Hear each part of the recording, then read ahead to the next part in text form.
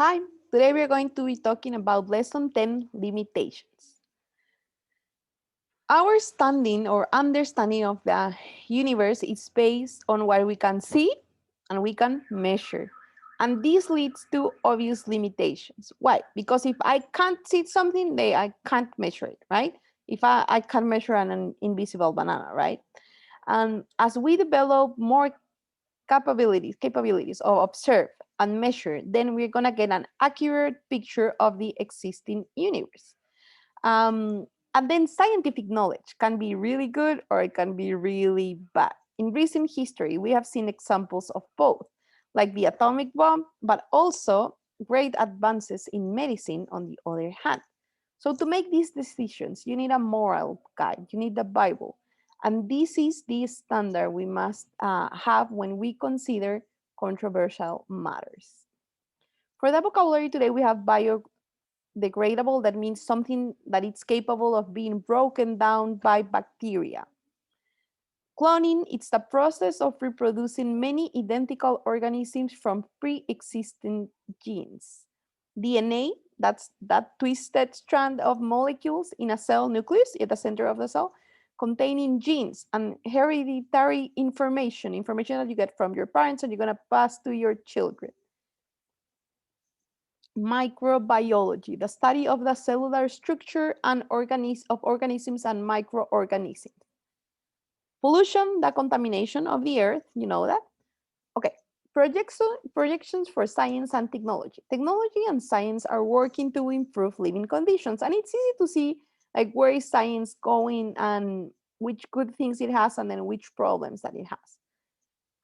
Goals in life science. Both scientists and technologists are working to solve many problems that we have in the world.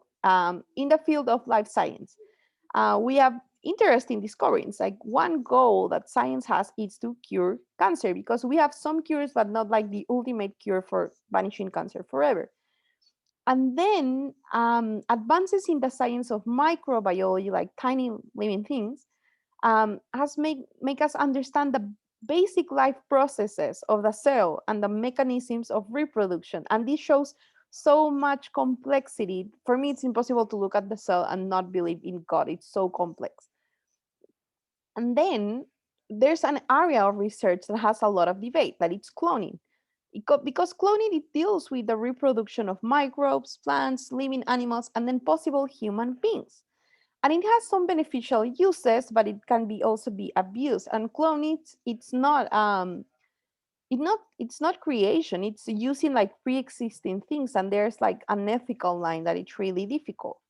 Okay, it's done by biological manipulation of the DNA, a combination of genes, and then that are obtained from a cell nucleus of an already living organism. Then goals in physical science is space exploration. I don't know if you know, but humans are planning to go to Mars and have a settlement there. That's really exciting. And physical science and technologies conduct extensive research in national defense, like guns, missiles, missile detectors, like all of that to keep us safe. And then in earth science, we have a lot of concerns about pollution, about where are some minerals, what do we do with fuel, because it's always dwindling, like we have less and less and less of it. So industries are employing pollution control devices, then organizations attempt to clean polluted areas and educate people in ecology and in conservation.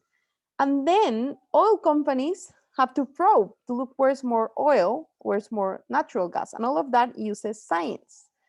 But science and technology are limited in what they can do. And sometimes it solves a problem, but then it creates another one. Yep.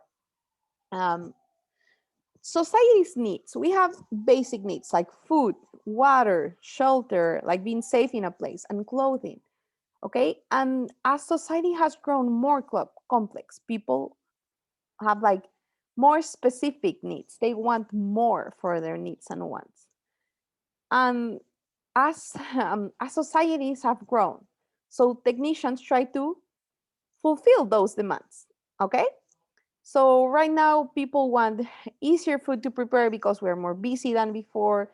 We want clothes that it's easier to care for. People live in apartments most of the time in large cities. So we have conditioning, you have heating, you have appliances, like the fridge, the kitchen, all of that, your toaster. That humans didn't have that like 500 years ago. Okay, so an apartment, it's really like comfortable, it's cleaner, it's heated, and it has air condition most of the time, though in Peru not that much, maybe big buildings, but you get the idea.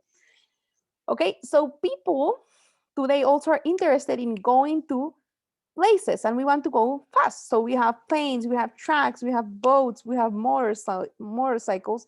And before, people would just have like to either go by boat, like rowing or walking, or a horse, something like that, right? But you can see that difference between how we live now and how people like 1,000 years, maybe 2, 3 thousand years ago would live. It's really different, right? And then we have problems, okay? Society has problems. Food is scarce in some places of the world. But this is not because we don't have abundance of food, because we do have abundance of food. It's just that people are not willing to share. And I know you've probably seen pictures of like kids not having enough food, but probably what you're not seeing is in some countries, people have an excess of food that they don't take care of. It just like waste it and throw it in the garbage, right? And then another problem is fuel shortage. So we have less fuel. Um, During a moment, it was thought that atomic energy could be a substitute for fossil fuels like carbon, oil, gas. But there's a problem of safely getting rid of all of those wastes, like nuclear waste, without polluting the land. Another one that people are thinking about and science is thinking about is solar energy because it's clean and it's safe, but sometimes it's difficult to set it up or store it. And then transportation, it's another big problem that we have right now. Congestion on the highway. Look at this traffic jam in the picture. So the challenge is to move people between home and job with a minimum of travel, energy use, and pollution. And then technology also has its own problems, like in solving food shortages.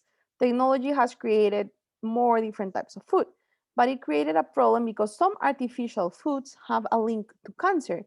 And then convenience foods, food that it's like packaged, are often poor in nutrition. And then technology has produced chemicals that are used in animals and in plants to make animals grow bigger, plants um, not be affected by insects or fungus. But the problem with that is that these supplements, these insecticides, can cause sickness to humans or animals that ingest them.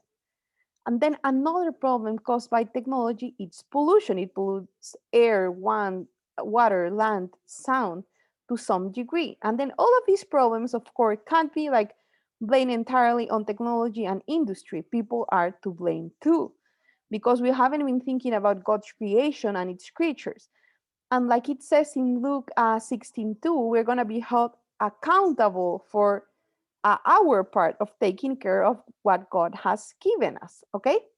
And even though science and industry have caused many problems, they are always searching ways to overcome these difficulties. So, in many years, in many areas, um, they are seeking to cut down on pollution and make it work better. Okay, so that would be it for this class today.